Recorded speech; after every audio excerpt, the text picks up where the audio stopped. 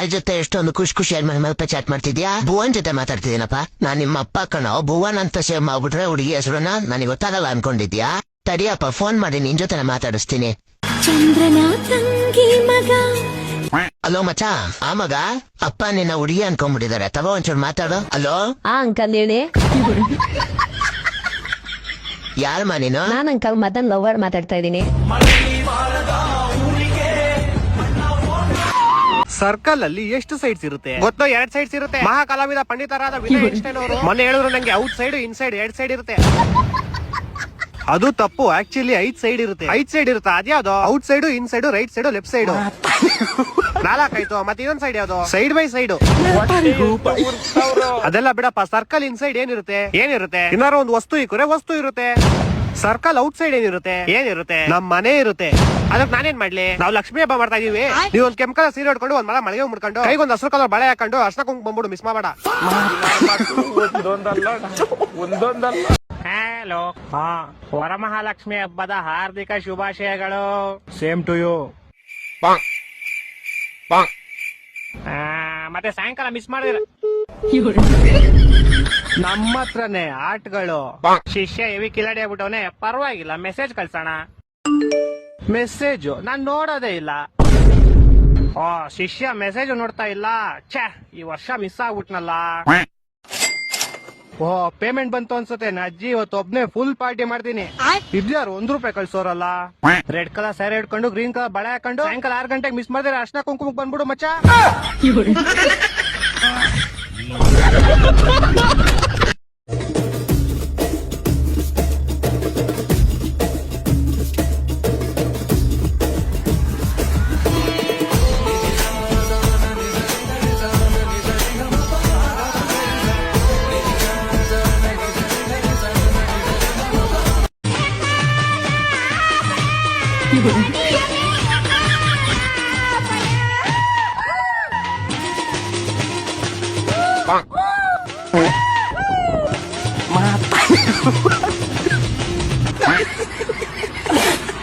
Uncle, ನಮ್ಮ ಏರಿಯಾದಲ್ಲಿ ಗಣೇಶ ಕೂರಿಸ್ತಿದೀವಿ. ನಾನೇನ್ ತಡಿಯಲ್ಲ. ಅಲ್ಲ ಅಂಕಲ್, ಅದು ಕಲೆಕ್ಷನ್.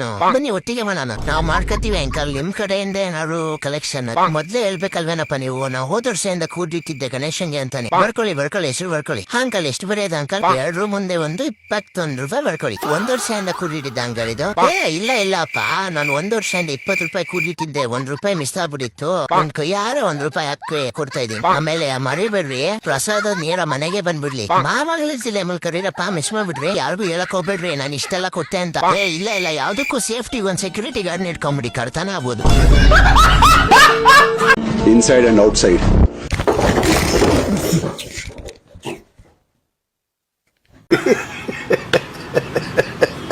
ಆಡು ಮುಟ್ಟದ ಸೊಪ್ಪಿಲ್ಲ, ಅವನು ಮಾಡದೇ ಇರೋ ಕೆಲಸನೇ ಇಲ್ಲ. ಯಾರು ಸ್ವಾಮಿ ಆ ಮಹಾಪುರುಷ?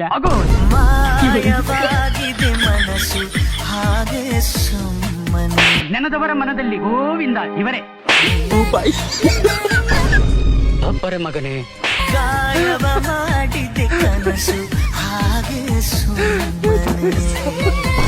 ಅಪ್ಪ ಕೃಷ್ಣ, ನಿನ್ನ ದಾರಿ ನೀವನು ಹಿಡಿತಿದ್ದಾನಲ್ಲಪ್ಪ.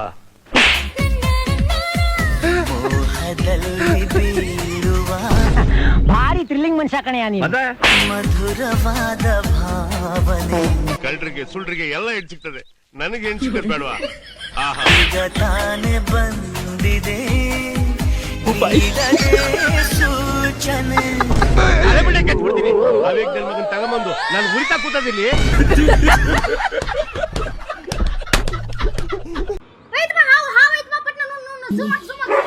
ತಾಳೆ ಹೋವ ಎದೆಯಿಂದ ಜಾರಿ ಹೊರ ಬಂದ. ನಾನು ಕಿತ್ತೂರಾಣಿ ಚೆನ್ನಮ್ಮ ಕಪ್ಪ ಕೊಡು.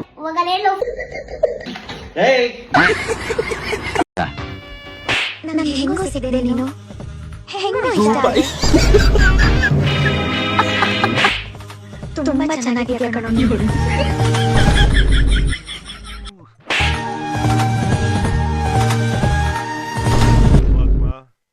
ಇಲ್ಲಿವರೆಗೂ ದೇವರು ಮನುಷ್ಯನಿಗೆ ಶಾಪ ಕೊಡೋದ್ನ ನೋಡಿವ್ನಿ ಕೇಳಿವ್ನಿ. ಆದ್ರೆ ಇವತ್ತು ನಾನೇ ನಿನ್ಗೆ ಶಾಪ ಕೊಡ್ಬೇಕಾಗ್ತದೆ.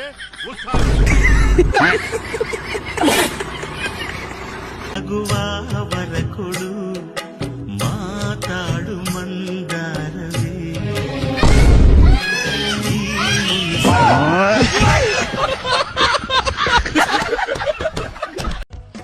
ನಿಮ್ ವಾಯ್ಸ್ ತುಂಬಾ ಚೆನ್ನಾಗಿದೆ. ಹೌದು, ತುಂಬಾ ಚೆನ್ನಾಗಿದೆ. ನೀವ್ ಯಾಕೆ ಸೊಪ್ಪು ಮಾರಕ್ ಹೋಗ್ಬಾರ್ದು?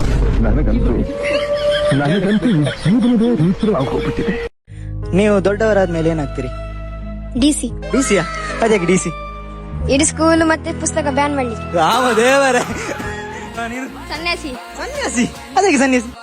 ಈ ಕಾಲದಲ್ಲಿ ಹುಡುಗಿಯರು ನಂಬ್ಲಿಕ್ಕೆ ಆಗೋದಿಲ್ಲ, ಬಿಟ್ಟೋಗ್ತಾರೆ ಅದಕ್ಕೆ.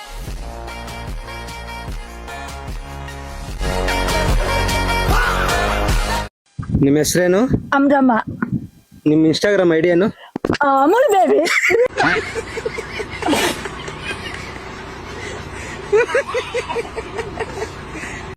ಅಣ್ಣ, ನಿನ್ ಫೇವ್ರೇಟ್ ಹೀರೋಯಿನ್ ಯಾರಣ್ಣ?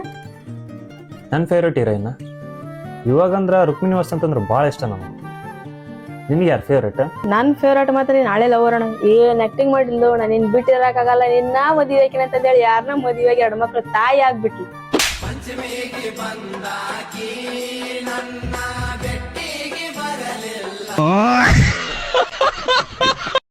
ನೀನ್ ನಂಗೆ ಬ್ಲಾಕ್ ಯಾಕೆ ಮಾಡ್ದೆ? ನೀನ್ ಯಾಕೆ ನನ್ನ ಕರಿಯ ಅಂತ ಅಂದೆ? ಬ್ಲಾಕ್ ಮಾಡಿದ ತಕ್ಷಣ ಬೆಳಕಾಗ್ಬಿಟ್ಟ. ನನಗೆ ಎಷ್ಟು ಚೀಪ್ ಅನಿಸ್ಬಿಡ್ತು ಅಂದ್ರೆ ನಿಮ್ಮ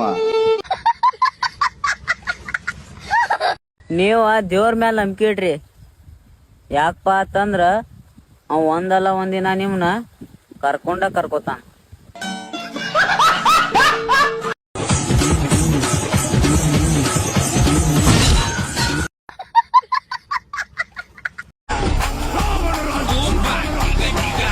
ಕರ್ನಾಟಕದಲ್ಲಿ ಡಿ ಬಾಸ್ ಅವ್ರದ್ದು ಹರ ಎಷ್ಟಿದೆ ಅಂದ್ರೆ ರಿಲೀಸ್ ಆಗಿದ್ದು ರಾಮಾಯಣ ಟ್ರೈಲರ್, ಬಟ್ ಟ್ರೆಂಡಿಂಗ್ ಆಗ್ತಾ ಇರೋದು ನನ್ನ ಆಸೆ ಇಷ್ಟ ಗುರು, ನಮ್ಮ ಹುಡುಗಿ ಎಲ್ಲೇ ಇದ್ರು ಚೆನ್ನಾಗಿ ಖುಷಿಯಾಗಿರ್ಬೇಕು. ನಾನೇನ್ ಇನ್ನೊಂದು ಪಡಾಯಿಸ್ಕೋತೀನಿ. ಅವರು ಸಾಂಗ್ ಪ್ರಾಕ್ಟೀಸಿಗಂತ ರೂಮಲ್ಲಿ ಬಂದು ರಿಹರ್ಸಲ್ ಮಾಡ್ತಾ ಇದ್ರು. ಅಷ್ಟೊತ್ತಿಗೆ ಅವ್ರ ವೈಫ್ ಅಂದು ಇಲ್ಲಿ ಏನ್ ಮಾಡ್ತಿದ್ರಿ ಅಂತ ಡೌಟ್ಪಟ್ರು. ಅವ್ರಂದ್ರು ನಥಿಂಗ್ ಹ್ಯಾಪೆಂಡ್ ಅಂತ. ಆದ್ರೆ ವೈಫ್ ಹೇಳಿದ್ಲು, ನಾನ್ ಬಂದಿದ್ದು ನೋಡಾಕಲ್ಲ, ರೆಡ್ ಹ್ಯಾಂಡ್ ಆಗಿ ಹಿಡಿಯಕ್ಕೆ ಅಂತ.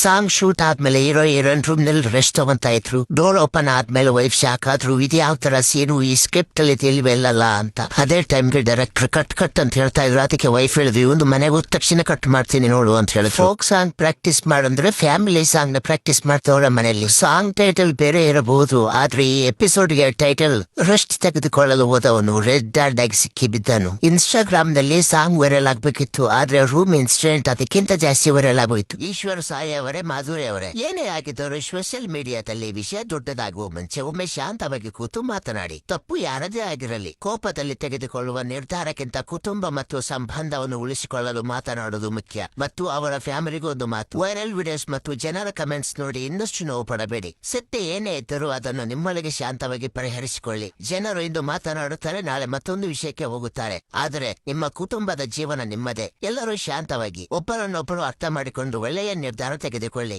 ಈ ಲಾಯರ್ ನೋಡ್ಗುರು 26 ಕೇಸ್ ಗೆದ್ದವ್ರೆ, ಒಂದೇ ಒಂದು ಕೇಸು ಸಹ ಸೋತಿಲ್ಲ. ಈ ಲಾಯರು ಕೀನ್ಯಾದವರು. ಕೊನೆಗೆ ಇವ್ರನ್ನೆಲ್ಲ ಚೆಕ್ ಮಾಡ್ತಾರೆ. ಇವರು ಫೇಕ್ ಲಾಯರ್ ಎಲ್ಲ, ಸರ್ಟಿಫಿಕೇಟ್ ಇರಲ್ಲ ಇವ್ರ ಹತ್ರ. ಅದಾದ್ಮೇಲೆ ಇವ್ರ ಮೇಲೆ ಕೇಸ್ ಹಾಕ್ತಾರೆ. ಈ ಲಾಯರ್ ಎಂತ ವ್ಯಕ್ತಿ, ಎಂತ ಕ್ರಿಮಿನಲ್ ನನ್ ಮಗ ಅಂದ್ರೆ ಆ ಕೇಸ್ನು ಸಹ ಗೆಲ್ತಾರೆ. ಇಂಥ ಲಾಯರ್ನ ಕರ್ನಾಟಕಕ್ಕೆ ಕರೆಸ್ರಿ ಇವರು. ಒಬ್ರನ್ನ ರಿಲೀಸ್ ಮಾಡಿಸ್ಬೇಕು. ಯಾರು ಅಂತ ಕಮೆಂಟ್ ಮಾಡಿ.